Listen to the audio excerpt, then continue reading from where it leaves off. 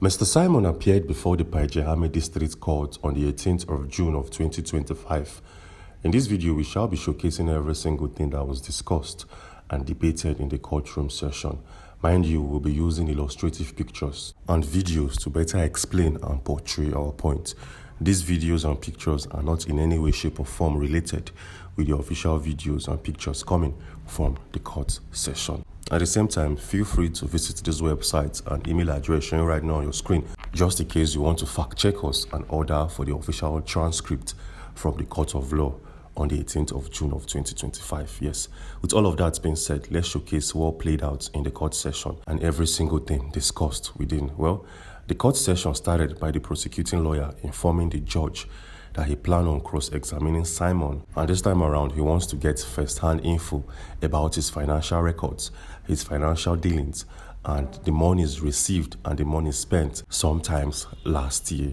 The presiding judge granted the prosecuting lawyer the permission to cross-examine Simon. So the prosecuting lawyer asked Simon to come up and take the stance. Simon walked quietly and gently, wearing a grey-colored suit and a black shoes. He walked up to the stand, and the prosecuting lawyer started by saying, "I will be asking you some questions regarding your incomes and your expenses. Please and please, I will need you to give me clear and illustrative answers. And also, just in case you find any of my questions very difficult for you to understand, you are very much free to ask for a calculator.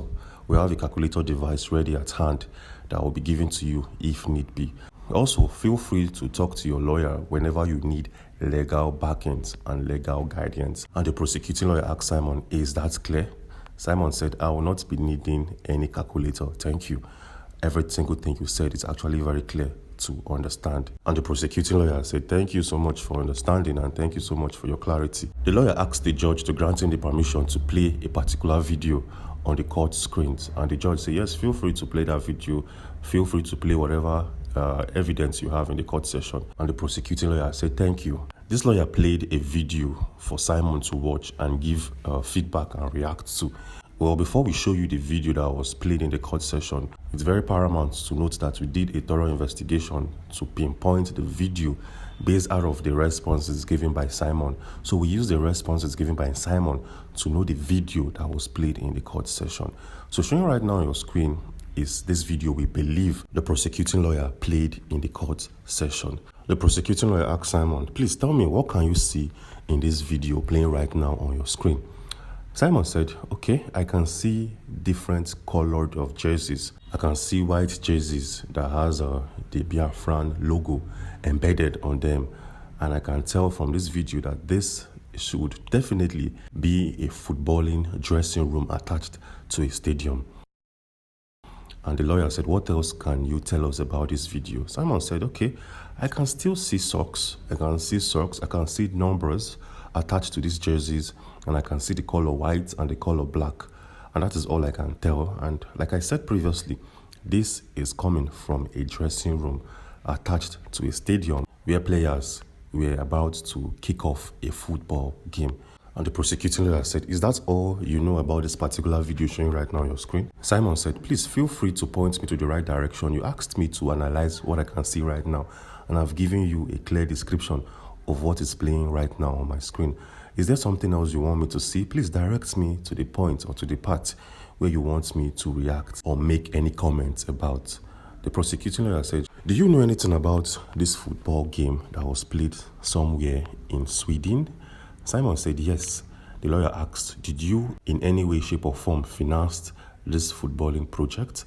Simon said, "No, I did not individually finance or create this footballing competition in that part of Europe." The lawyer asked Simon again, "Who created this competition? Are you linked to the creation of this competition, this footballing event in Europe?" Simon said, "No, I'm not." And the lawyer showed Simon an article coming from Daily Post Nigeria. And we had to do some research to get that particular article, and we did. Showing right now on your screen is what we think the prosecuting lawyer was making a reference to. Back in the courtroom, the prosecuting lawyer said, "So you, Simon, you said you did not individually create this footballing competition. But you can clearly see from a post coming from Nigeria, it states that you, Simon, created this competition." Simon responded by saying, "So, is creating a football club an offense? Is it illegal?" Is creating a footballing competition in Europe illegal? Please let me know. I want to understand your point and I want to know the angle you are coming from. The lawyer said, but I asked you previously, but you said you did not individually create this footballing club. The reason why I'm asking you is because I have other questions lined up that are highly related to this particular one I'm showing you right now on your screen. Simon said, I did not individually created this footballing competition in Europe, but I was part of it. I don't see any reason why creating a football club is now a problem in the courtroom session. The lawyer continued by saying, did you, Mr. Simon, one way or the other, funded this competition in Europe? And Simon was about to answer. He said, hold on, please. I'm not done with my questions. Did you, one way or the other, fund or finance this competition? Did you receive any income or revenue from this competition directly to your bank account? Simon said, okay, are you done with your questions? Do I have the right to give answers to your questions right now? And the prosecuting lawyer said, yes, please answer my questions one after the other. Simon said, first thing first, you asked about if I, one way or the other, funded the creation of this footballing club. Yes, this project was funded by members of the southeastern region of Nigeria through crowd fundraising and virtual fundraising. Yes, over time, from 2003 up until 2004, we did series of crowdfunding and fundraising for this particular project, which I anchored. So as you can see, this is a group project. And your second question is, did I receive any funds from this competition? No, I did not receive any funds directly to my bank account. The revenues generated from this competition was sent straight to the bank account associated with the movement from the southeastern region of Nigeria.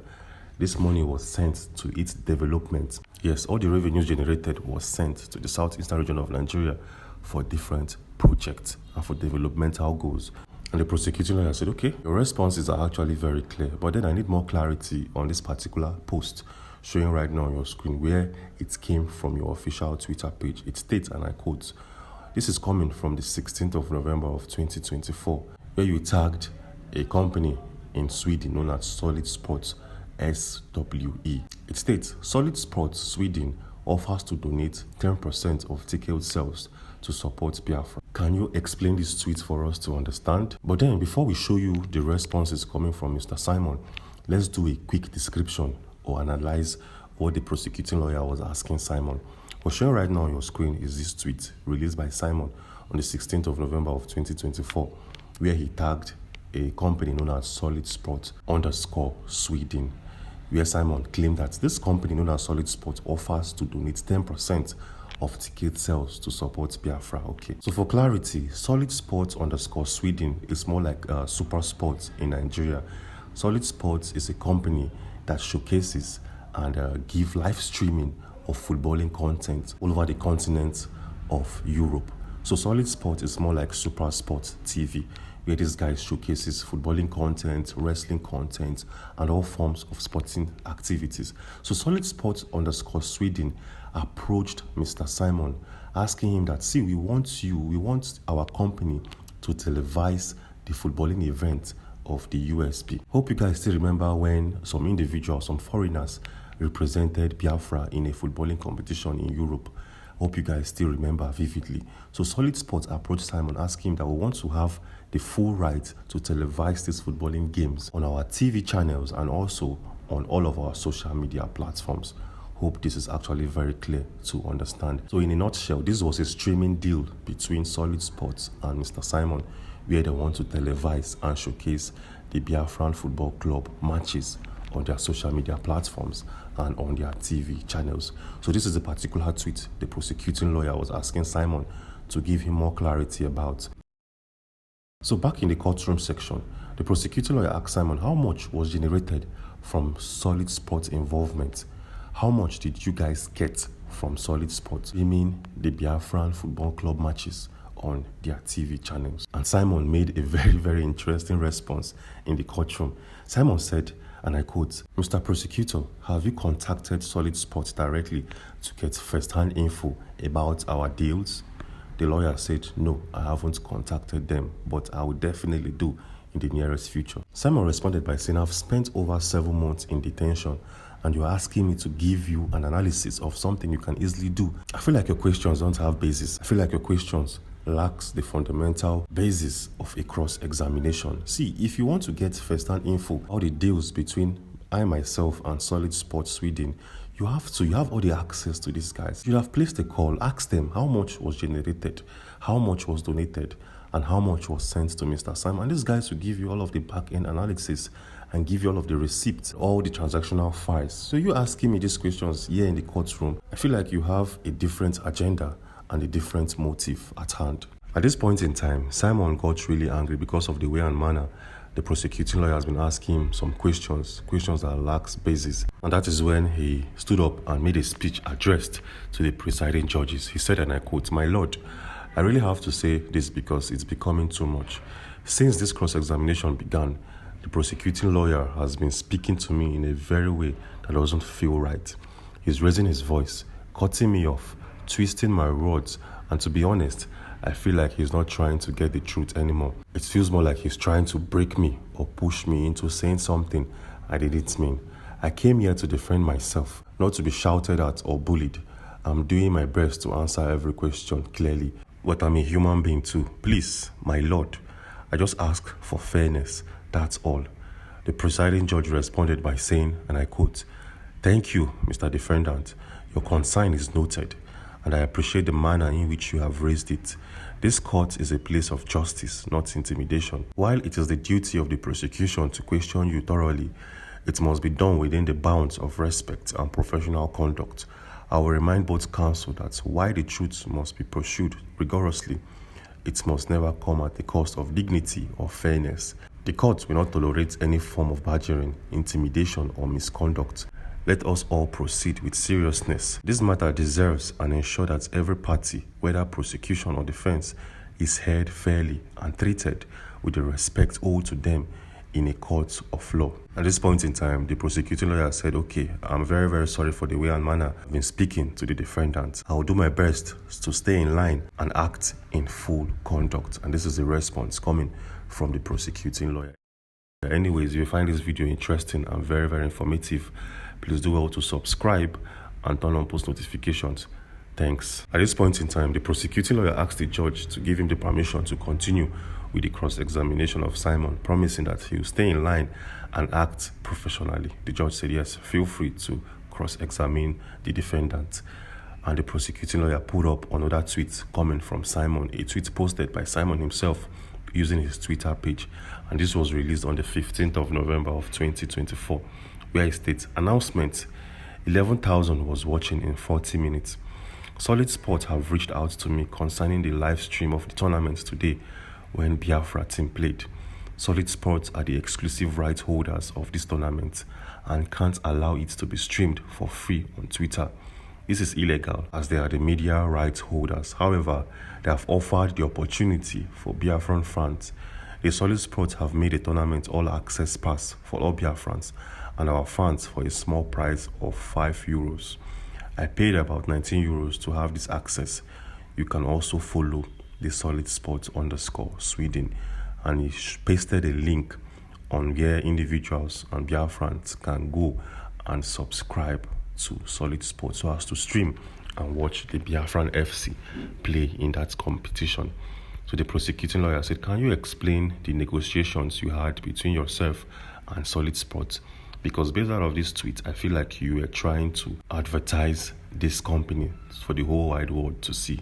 And Simon responded by saying, "Please point me to the right direction. Where do you want me to respond? Do you want me to reply to the fact that Solid Sports wants to stream the Biafran matches? Or are you pointing me to the part where I said individuals need to pay €5? Or are you asking me about the €19 I paid?" The lawyer said, "Please give me a detailed response about every single thing showing right now on your screen." Simon said, "Okay, first thing first, Solid Sports, like we all know, is a streaming services in Sweden. And these guys bought the right to stream, which is clearly indicated in this tweet. And I urge individuals to pay for their subscription. And I also paid €19. I urge individuals and the whole wide world to please respect the copyright rules of Solid Sports and don't stream these matches illegally. I see no reason, I see no point why this particular tweet is being brought before the courtroom session." The prosecuting lawyer said, "Well, let me tell you the truth.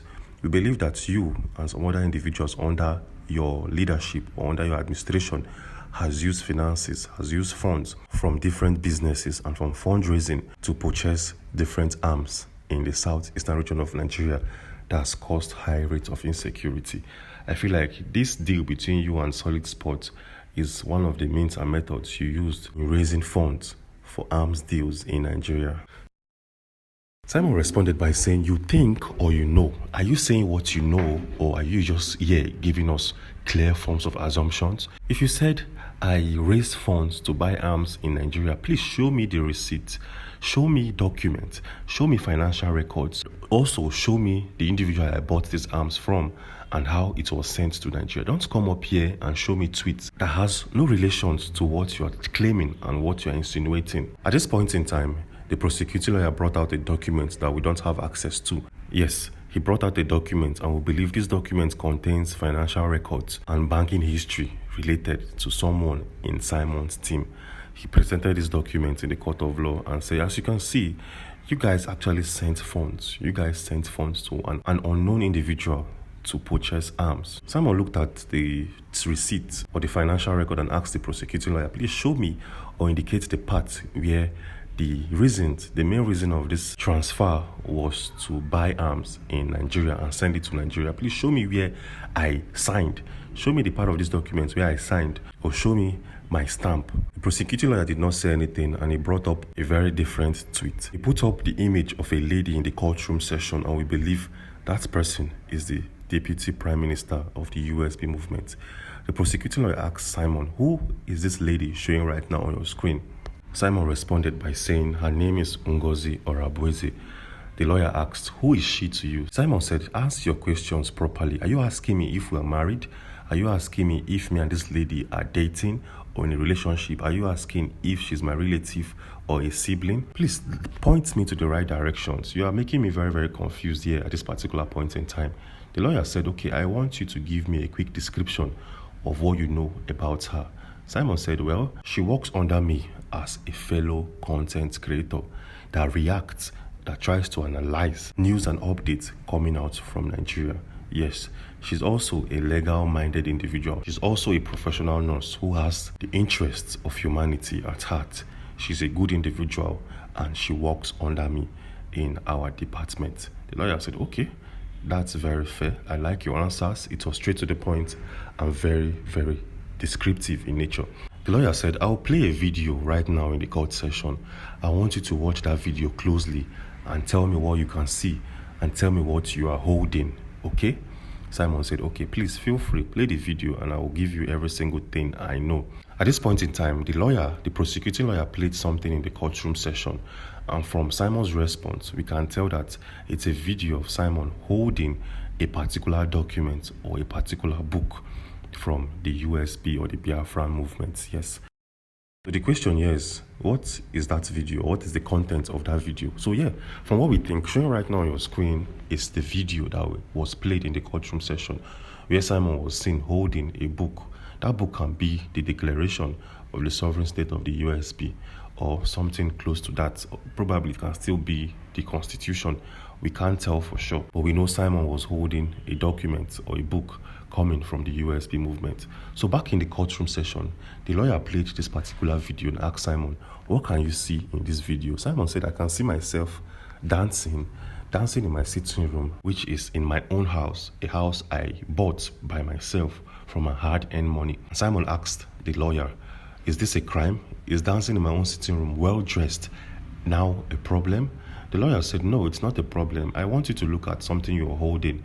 What is that book you are holding there? Simon said, at this point in time, I cannot fully recall the book, the precise book I was holding. I can't recall. I don't want to give any statements that I'm not sure of. The lawyer said, as you can clearly see, if you zoom into this video very, very well, this book is coming from that Biafran movement, a movement you headed, movement that you are the prime minister. Simon said, okay, so how is this a problem? How is holding a book, dancing in my house now a problem? Is it against the law to dance to Nigerian music? Is it against the law to dance in my own sitting room? Is it against the law to be well dressed? The lawyer said, no, calm down. I'm not against your dancing or your sitting room or your outfit. And Simon said, please tell me what you want me to say. Standing here for over 30 minutes and you failed over time to give me a clear and a descriptive statement of what you want me to react or answer to. The lawyer said, okay, calm down. The reason why this video is being played is because of the document you are holding. Did you know that this document has been used to raise funds for terrorism in the southeastern region of Nigeria? Simon said, I don't know. The lawyer said, okay, you don't know. Very, very good. I put it to you that you know what I'm talking about. And this document you're holding has financed terrorism in southeastern region of Nigeria. And I will prove it to you right now. At this point in time, Simon angrily said, please prove it to me. And the lawyer said, okay, I'll show you. He put up a tweet coming from Ngozi Araboeze, who happens to be the Deputy Prime Minister. And this tweet was posted on the 25th of May of 2025, where it states, breaking, second batch of the original copies of the USB Constitution and Declaration documents with signatures that signed for independence in Finland with ISBN numbers is out for sale. Order for your copies. The lawyer also went a step further to show Simon something very, very interesting. He states that, as you can clearly see, she states, if you want to get this document with signatures coming from you and other members of that body, you can pay additional $50. Breaking news. Benue massacre have exposed Kanu's illegal detention. Blood of innocents are still crying in Benue State. IPOB speaks out concerning the fire and the genocidal attack in Benue State. The news in details. The indigenous people of Biafra IPOB has said the blood of people died in Benue State is. IPOB claimed that the fire in Benue State, which it tagged genocide, has exposed the sinister agenda behind the illegal abduction, extraordinary rendition, and unlawful detention of its leader, Nnamdi Kanu. The spokesman of IPOB, alleged that Kanu's incarceration is deliberate plot to facilitate the Fulani's conquest of indigenous people. In a statement he signed, Powerful said, IPOB, under the leadership of our leader, of our supreme leader, Mazi Nnamdi Kanu, wishes once again to put Nigerians on notice, especially those still deceived by the neo-colonial Fulani establishment that has held this country hostage.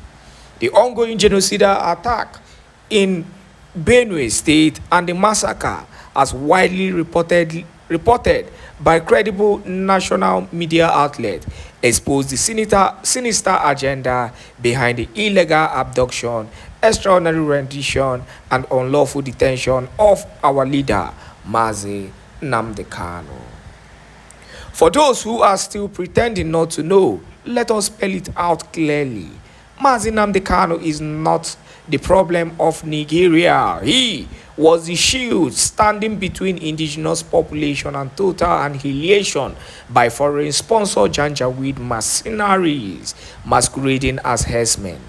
Mazi Nnamdi Kanu's voice was the loudest and most fearless in warning about the creeping invasion of Fulani terrorist herdsmen, the Aruga settlement scam, and the evil waterway bills, of which were carefully designed to seize ancestral lands and subjugate native populations.